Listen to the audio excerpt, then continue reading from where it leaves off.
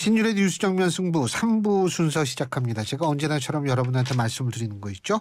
자, 유튜브 들어가셔가지고 YTN 라디오 채널 구독해 주시고요. 신율의 뉴스 정면 승부 좋아요와 댓글 부탁드리겠습니다. 자, 신율의 뉴스 정면 승부 3부는 정면 인터뷰인데요. 자, 윤석열 대통령의 신원 관련 발언, 세간의 관심이 너무 뜨겁죠. 자, 그래서 여기에 관해서 비판의 목소리를 높이고 있는 더불어민주당 강득구 의원 스튜디오에 모셔서 직접 입장 들어보겠습니다. 의원님 어서 오십시오. 예, 안녕하세요. 반갑습니다. 예. 고맙습니다. 이렇게 직접 나오셔서. 아닙니다. 예, 나오고 싶었습니다. 야, 예, 확실히 의원은 아무나 하는 게 아니에요. 아닙니다. 우리 또 좋은 말씀만 해주시고. 예, 우리 신율 교수님이랑 직접 대화를 나누면서 여러 가지 현안들을 얘기 나눌 수 있다라는 것 자체만으로도 저는 상당히 좋은 기회고요. 저희들한테 제일 중요한 건 소통이니까. 그럼요. 예. 그건 맞는 말씀이신데 갑자기 이렇게 말씀하시니 막 더워져요 제가. 자, 오늘 일단은 이재명 대표에 대한 비판 수위가 한껏 높았던 김기현 국민의힘 대표의 국회 교섭단체 연설 평가부터 부탁드리겠습니다. 저는 우리가 그냥 일반적으로 이미지상 적어도 예를 들면 여당 대표가 여당 대표로서 연설할 때, 그리고 또 야당 대표가 야당 대표로서 연설할 때 국민들이 기대치 바라는 게 있다라고 생각합니다. 최소한의 품격. 그리고 예를 들면 큰 틀에서 좀 정책에 대한 비전. 그리고 예를 들면 예를 들면 여당의 지지층을 넘어서 더 큰 틀의 국민들을 향한 메시지. 근데 이런 게 좀 필요하다고 생각하는데 이런 게 하나도 없고요. 어떤 의미에서 오직 국민의힘 지지자들만을 향한 메시지였다라고 생각을 합니다. 이래 갖고 되겠습니까? 적어도 여당 대표가 국회에서 하는 연설문이라 그러면 큰 틀의 정책의 비전, 통합, 그리고 소통 이런 것들이 있어야 되는데 그런 부분에서 이번은 누가 봐도 그야말로 졸작이었다 이런 생각합니다. 차라리 어저께 이재명 대표는 야당 대표지만 여당 대표 같은 모습을 보였고요. 입장이 완전히 좀 바뀌어진 것 같아요. 이런 좀 답답합니다. 그 국회의원 숫자 줄이자 어떻게 평가하세요?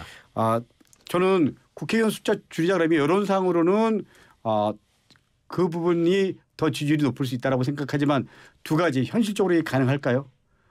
예, 두 번째로 저는 도의원도 했고 경기도에서 연정부지사도 했고 지금 국회의원입니다. 그런데 만약에 국회의원 숫자가 300명에서 200명으로 줄인다 그러면 300명이 갖고 있는 권한들을 200명 10%니까 이제 30명 예를 들면 뭐 10% 얘기하니까 30명이죠. 그러니까 줄이면 줄일수록 권한들이 권력이 그만큼 더 커지는 겁니다. 저는 오히려 그 큰 틀의 국회의원들한테 개별 나가는 재원들을 총파에는 그대로 두고 거기에 맞게 예를 들면 의원 숫자를 좀 더 늘리자든지 아니면 어떻게 하면 좀 더 저는 생각이 똑같으시네요. 저는 그렇게 하는 것이 맞다라고 생각합니다. 저는 지방자치부터 현재 국회까지 경험한 입장이고 그리고 특정 정파나 계파 입장이 없는 비교적 영원히 자유로운 입장에서 보면 이거는 현실적으로 이게 되지도 않을 뿐더러 두 번째로 선거 관련된 법은 합의가 안 되면 힘들잖아요. 그리고 현실적으로 어떤 게 더 국민들 입장에서 바람직한 민주주의의 모습이냐. 저는 이런 입장에서 그야말로 여당 대표 그리고 당을 넘어서 큰 틀에서 국회를 책임지고 있는 양축이잖아요. 저는 그런 입장에서 이게 과연 맞는 메시지냐라는 그 부분에 대해서 근본적인 고민이 있다라고 생각합니다. 여론에 편승한 언급일 가능성이 있다. 이 말씀이시죠? 여론을 우리가 중시하고 그리고 여론이 갖고 있는 의미는 존중해야 되지만 현실적으로 그게 가능하지도 않을 뿐더러 그렇게 가는 방향이 맞냐라는 거죠. 알겠습니다. 자, 이제 본격적으로 우리 수능 얘기. 저기 집에 수험생이 있으세요? 현재는 없고요. 예, 2, 3년 전에 다 끝나셨군요. 끝났습니다. 예. 그렇지만 2, 3년 전에 교육위원이기 때문에 여전히 이 부분은 저한테 중요한 과제고 숙제고 그리고 현실적인 문제입니다. 예, 저는 끝난 지 오래됐어요. 한 7, 8년 된 것 같아요. 다 애들 다 저거 한 거지. 근데 지금 윤석열 대통령 이 수능 출제와 관련해서 상당히 비난의 목소리가 있고 실제로 여러 가지 논란이 있는데 우선 어떻게 보십니까 이거? 저는 크게 세 가지 관점에서 좀 봐야 된다고 생각합니다. 첫째는 시기의 문제입니다. 지금 수능이 이제 5달도 안 남은 상황입니다. 5달도 안 남은 상황에서 대통령의 발언으로 이 교육 현장은 엄청난 지금 이상한 혼돈의 바람들이 불고 있습니다.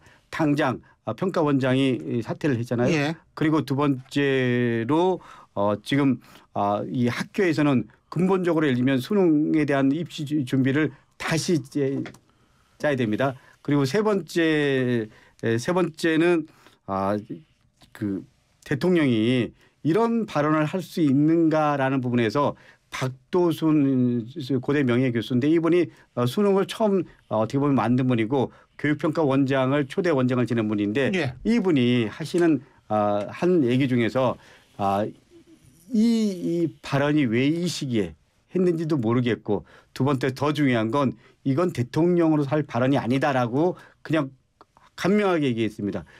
적어도 예를 들면 수능은 그야말로 어떻게 보면 대통령으로서 큰 틀에서는 얘기할 수 있죠. 예를 들면 2028년도 수능에 대한 좀 고민을 근본적으로 해야 된다. 그래서 예를 들면 이 상대평가 체제를 넘어서 절대평가로 한다든지 자격고시화를 한다든지 이렇게 큰 틀에서 한번 고민해봐라 라고 할 수는 있지만 적어도 예를 들면 입시 수능이 5개월도 안 남은 상태에서 이 대통령께서 그래서 우리나라는 사실은 사전 예고제를 수능 관련해서 사전 예고제를 법적으로 분명히 두고 있습니다. 이런 거죠.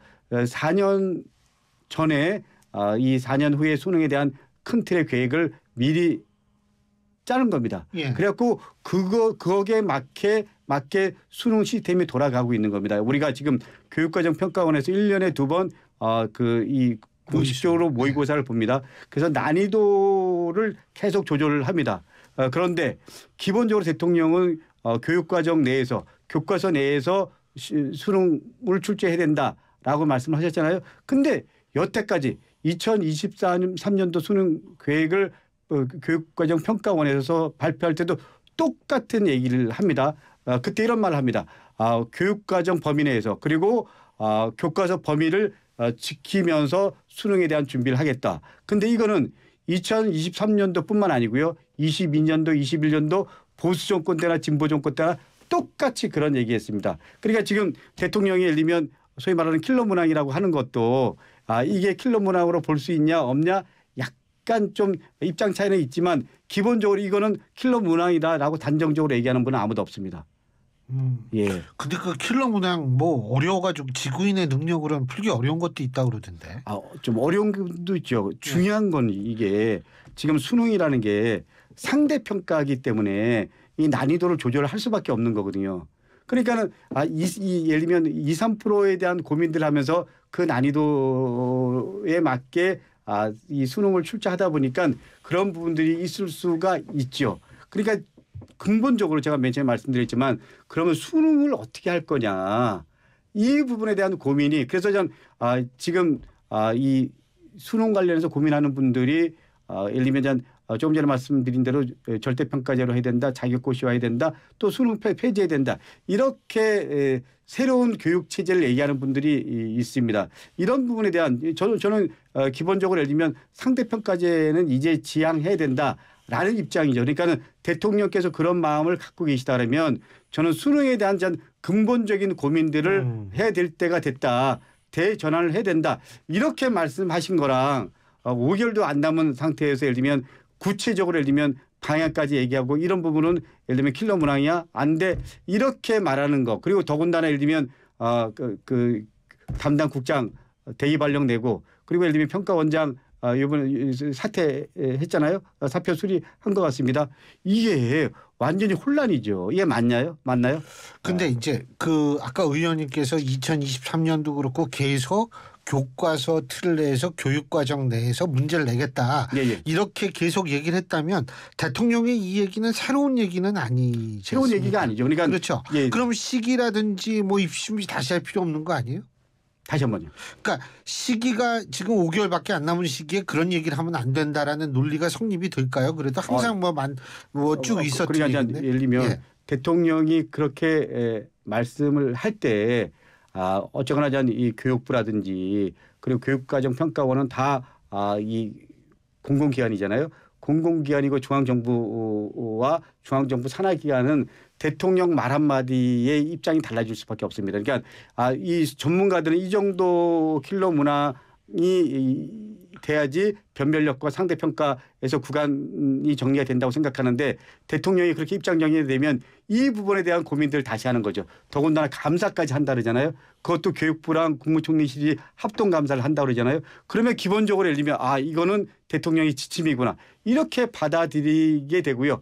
그 순간에 전문가들의 입장들은 없어지는 겁니다. 그러니까 의원님은 또 이 교과서 테두리 내에서만 문제 내는 거는 반대하지는 않는 거죠. 그렇죠? 그렇죠. 예. 예. 그렇지만 근본적으로 예. 수능이라는 체제가 일정 정도 이 상대평가적 요소를 갖고 있기 때문에 상대평가 요소를 갖고 있습니다. 킬러 문항이라는 건 불가피하다. 변별력을 위해서. 변별력을 위해서 불가피한 측면이 있다. 이 부분에 대한 이해도 전제가 돼야 된다라는 거죠. 예. 근데 뭐 대통령실도 그 변별력은 필요한데 이게 뭐 교과서 외에서 문제 내는 것보다는 이 교과서 내에서 이렇게 조금 이게 비틀어 가지고 내는 것이 좋다 뭐 이런 식 그러니까 아닐까요? 어떻게 보면 지금 사실은 어떻게 보면 상위 1, 2% 대상으로 하는 것은 그런 식으로 좀 비틀어서 할 수밖에 없는 부분에 대해서 구체적으로 생각이 안 나는데 이재명 대표가 그렇게 얘기했을 때는 지금이랑 좀 다른 게 적어도 후보가 그렇게 얘기를 했다라면 된 다음에 그러면 구체적으로 예를 들면 수능 체제를 어떻게 할 건가 그거는 그 다음의 문제고 후보일 때는 좀 그럴 수도 있다라고 생각을 합니다. 예. 그렇군요. 어쨌든 이게 간단한 문제 하여간 여러 가지 이게 있잖아요. 교육이라는 게 우리나라는 학부모들은 거의 다 교육 문제의 전문가예요. 예. 예? 이 우리나라가 전문가가 많은데 교육 문제 전문가 많고요. 다음에 이제 정치 전문가들 대다수의 국민들이 정치 전문가입니다. 예. 남자들은 또 군대 문제 전문가입니다. 그렇죠. 예. 그래서 이게 굉장히 여기에서 여러 가지가 나올 수가 있다라는 거는 맞는 것 같은데. 예. 정답은 없지만 분명히 제가 말씀드리고 싶은 건요. 저는 대통령이 말씀한 부분도 일정 정도 이해를 합니다. 그러나 적어도 지금 5개월도 안 된 수능을 전반적으로 예를 들면 이거 입장을 좀 바꿔라 이렇게 공식적으로 대통령 입장에서 말하는 것은 맞지 않다라는 겁니다. 그렇죠. 내용이 옳더라도 시기가 적절하지 않다는 거. 알겠습니다. 근데 진짜 입시 준비를 다시 해야 되나요? 그런 거는 교과서 내에서 문제 낸다는 거 뭐 준비 다시 할 필요는 없는 거 아니에요? 아니죠. 왜냐하면 예를 들면 가장 효율적인 방법을 찾을 거 아닙니까?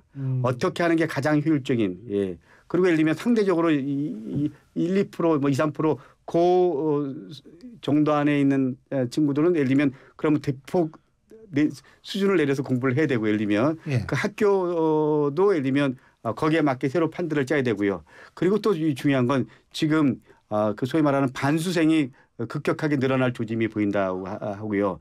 그리고 또 나도 예를 들면 좀 더 하면 점수 올라갈 수 있겠네. 이래서 소위 말하는 중위권 친구들이나 중하위권 친구들이 또 사교육 시장에 의지를 하는 경향성들이 보이고 그래갖고 소위 말하는 풍선 효과로 사교육 시장이 더 커지고 예를 들면 반수생이 늘어나고 이렇다라는 겁니다. 그러니까 2001년도에 저희가 알기에는 소위 말하는 물수능 2001년도랑 2011년도에 물수능이 대표적인 해였는데 그때 오히려 반수생 그리고 사교육 시장이 늘었다라는 게 그 데이터상으로 전문가들이 하는 얘기입니다. 제가 두 가지만 더 여쭙겠는데 하나는 뭐냐면 혁신이 오늘 명단 발표한 거 보셨죠? 제가 못 봤습니다. 못 보셨어요? 혁신위원장은 어떻게 평가하세요?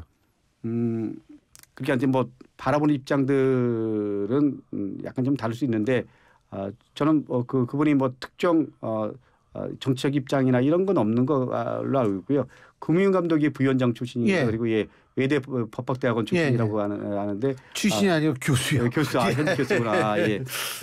법 그렇죠 교수인데 비교적 나름대로 그 정치적인 그 입장을 갖고 뭐 기존 정치권에 있었던 분은 아니지만 나름대로 소신이 있다라고 얘기를 들어서요.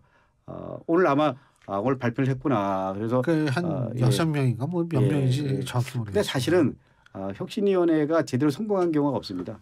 우리 민주당 같은 경우는 김상곤 2015년이죠. 이 김상곤 혁신위 말고는 성공한 사례가 없는 것 같아요. 그래서 저는 혁신위의 역할이라든지 이런 부분에서 좀 이 정치적 입장 떠나서 좀 힘을 실어줘야 된다라는 게 제 개인적인 생각입니다.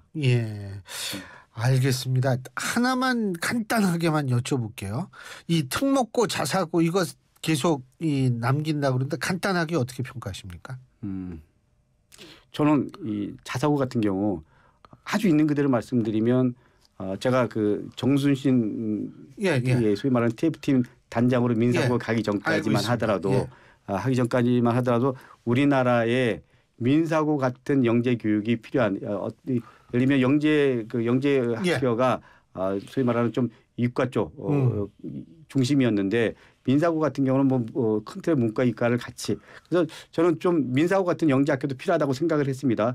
그래서 진짜 국가에 대한 비전에 대한 고민도 하고 혁신적 사고를 갖고 대한민국의 미래를 준비하는 뭐 스타트업을 하는 이 미래의 희망들이 나오고 그러길 바랬는데 이번에 제가 정순신 사태건으로 민사고를 가고 그 본질을 보면서 철저하게 두 가지 입시 중심으로 돼 있다라는 것. 두 번째로는 이 부모들이 갖고 있는 카르텔을 여기까지인 것 같습니다. 계속해도 되나요? 이게 부모들의 카르텔의 반영이다. 카르텔을 어떻게 보면 대물림하는 가장 좋은 어떻게 보면 툴이다. 알겠습니다. 이런 부분에서 좀 이게 좀 전면 혁신하지 않는 한 이 부분은 바람직하지 않다라는 생각이 제가 이번에 나름 내린 결론입니다. 오늘 이렇게 직접 나와주셔서 고맙습니다. 감사합니다. 감사합니다.